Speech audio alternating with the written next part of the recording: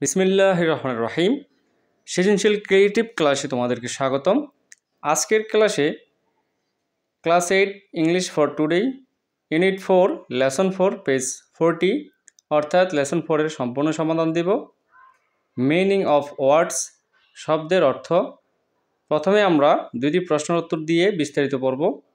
এখানে দেখো, প্রথম প্রশ্নে what do you when you want to know the meaning of a word, অর্থাৎ আপনি যখন একটি শব্দের অর্থ জানতে চান তখন আপনি কি করবেন সেটা বলতে হবে। How can a dictionary help, অর্থাৎ কিভাবে আমাদেরকে একটি ডিকশনারি সাহায্য করতে পারে। এই দুটি প্রশ্নের উত্তর দিয়ে তারপর আমরা বিস্তারিত পড়ব। চলো এখন আমরা প্রশ্নের উত্তরগুলো দেখে নেই। প্রথম প্রশ্নের উত্তর হচ্ছে, If I want to know the meaning of a word, I must take the help of a dictionary. যদি আমি কোনো শব্দের অর্থ জানতে চাই তাহলে অবশ্যই ডিকশনারির সাহায্য নিতে হবে। 2 নম্বর উত্তর হচ্ছে, dictionary gives vocabulary, meaning of words, noun, adjective and verb forms of words. In this can know the use of words, অর্থাৎ বাংলা অর্থ হচ্ছে যে অভিধানে শব্দভাণ্ডার দেওয়া থাকে, শব্দের অর্থ দেওয়া থাকে, শব্দের বিশেষ বিশেষণ ও ক্রিয়ারূপ দেওয়া থাকে। এতে আমরা শব্দের ব্যবহার জানতে পারি। চলো এখন আমরা বিস্তারিত পড়ে নেই। এখানে দেখো, এক dictionary gives us the meaning of a word. একটি অভিধানে মানে ডিকশনারিতে শব্দের ওয়ার্ডগুলো দেওয়া থাকে, শব্দের অর্থগুলো। এক্সাম্পল মানে উদাহরণগুলো দেওয়া থাকে। Sentence are give to show how the words are use, অর্থাৎ সেন্টেন্সে যে ওয়ার্ডের যে ব্যবহার সেগুলো দেখানো থাকে। এরপর একটু উপরে তুলে নিই তোমাদের দেখার জন্য। এরপর দেই also help to make the meaning clear, এবং মানে শব্দের অর্থগুলো পরিষ্কার করে তারা এই আমাদের যেই অভিধানগুলো দেওয়া থাকে সেগুলো আর কি। A word may have more than one meaning, অর্থাৎ এখানে বলছে মোর দেন ওয়ান, অর্থাৎ একের অধিক অর্থ দেওয়া থাকে বা একটি শব্দের একাধিক অর্থ থাকে। এরপর দেখো, দ্য ওয়ার্ড ট্রাই, আমরা ওয়ার্ডগুলো ট্রাই করতে পারি নিচেরগুলো। The as a number of meaning, অর্থাৎ এখানে তার মধ্যে 3টি এখানে দেওয়া হলো, তো 3টি আমরা যে বুঝে নেব ভালো করে। 3 of them are giving here, মানে এখানে 3টি দেওয়া হয়েছে। প্রথম নাম্বার আমরা খুব মনোযোগ দেই, not wet, not damp, not sticky. এটার অর্থ হচ্ছে, প্রথমটার অর্থ হচ্ছে নট ওয়েট ভেজা না, মানে ভেজা নয় এরকম বোঝাবে। নট ড্যাম স্যাঁতসেঁতে নয়, নট স্ট্রাইকি আঠালো নয়। এখানে দেখো স্যাঁতসেঁতে নয়, প্রথমে ভেজা নয়, তারপর স্যাঁতসেঁতে নয়, তারপরে আঠালো নয়। The river becomes dry during the summary, এখানে অর্থ হলো গ্রীষ্মকালে নদী শুকিয়ে যায়। তো এখানে দেখো বলছে যে ড্রাই অর্থাৎ শুকিয়ে যায়, ডিউরিং দ্য সামারি অর্থাৎ গরমের দিনে নদী শুকিয়ে যায়। কিন্তু এখানে বলছে যে নট ড্যাম্প, মানে স্যাঁতসেঁতে নয়, মানে এরপর নট ওয়েট নয় ভেজা না। তো আমরা এই শব্দগুলো প্রায় একই, এই প্রথম দুইটার সাথে এই যে বিকাম ড্রাই মিলে যাবে। এরপর 2 নম্বর হচ্ছে with very little rain.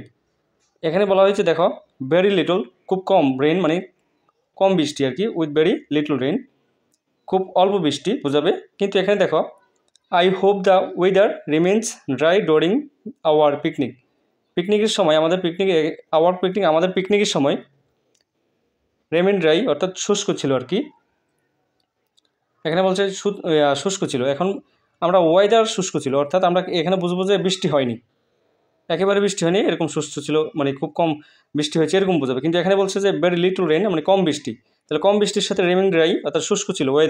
Weather remains dry অর্থাৎ আবহাওয়া শুষ্ক ছিল, তাহলে আবহাওয়া শুষ্ক থাকা মানে কি আমাদের বৃষ্টি হয়নি, আর এখানে বোঝাচ্ছে ভেরি লিটল রেন মানে কম বৃষ্টি হয়েছে। তাহলে আমরা এখানে ভেরি লিটল রেনের সাথে ওয়েদার রেমেন্স ড্রাই মিলে যাবে, অর্থাৎ একই অর্থ বহন করবে, কিন্তু যদিও এক ভিন্ন শব্দ কিন্তু একই অর্থ বহন করতেছে।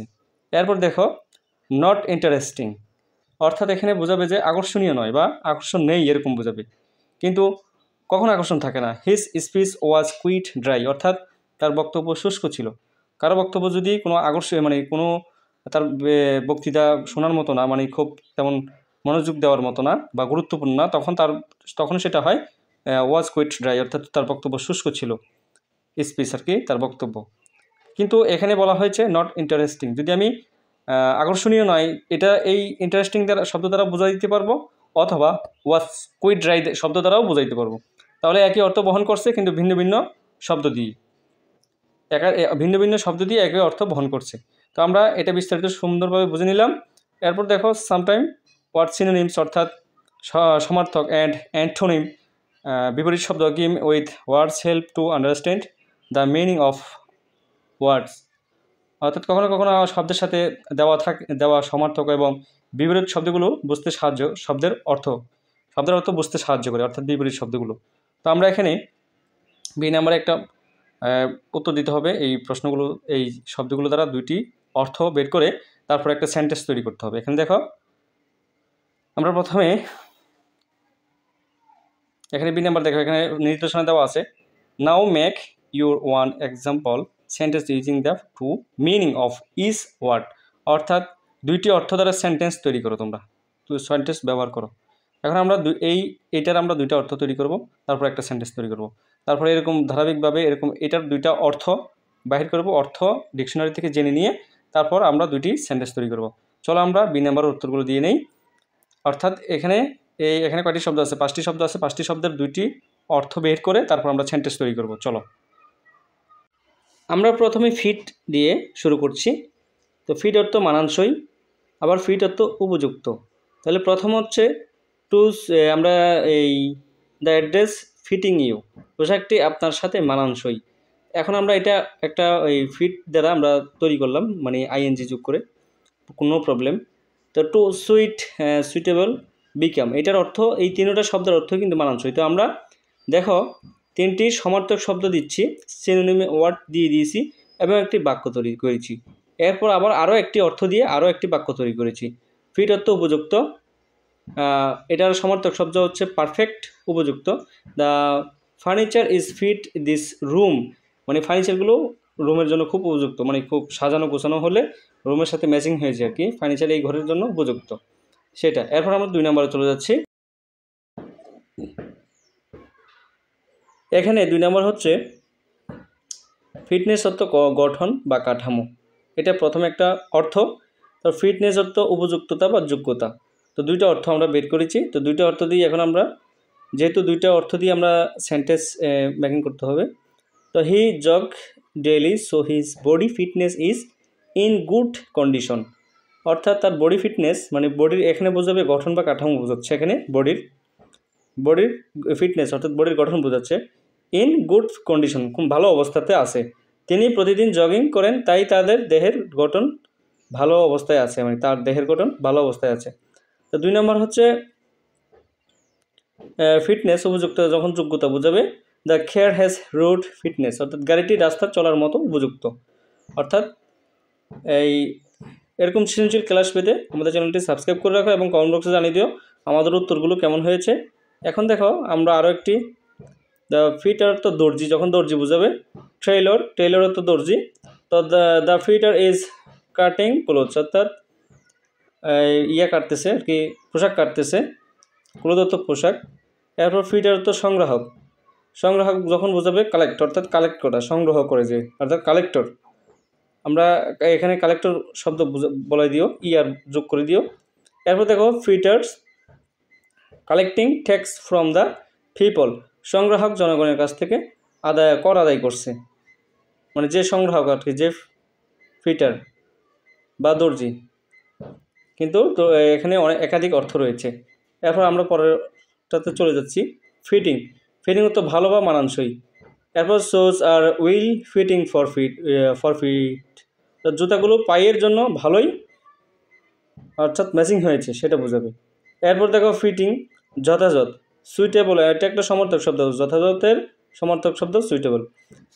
The door is fitting for cupboard, ডয়ারটি আলমারির জন্য যথাযথ হয়েছে, এটা আমরা উদাহরণ হিসেবে বলতে পারি। তারপরে দেখো ফিটেড, এরপর দেখো লাগানো বা এফিক্স, এফিক্স অর্থ সংযুক্ত করা, পুটনত লাগানো। তো এটা একটু ভিন্ন অর্থ, অর্থাৎ এফিক্স অর্থ সংযুক্ত করা আর কি। এরপর আমরা আরও একটি অর্থ জেনে নেই। তো নেলস ফিটেড ইন উড, অর্থাৎ কাঠের সাথে একটি লাগানো আছে। তো আমরা এই লাগানো দিয়ে একটি তৈরি করলাম, কাঠের সাথে মধ্যে লাগানো আছে আর কি একটি।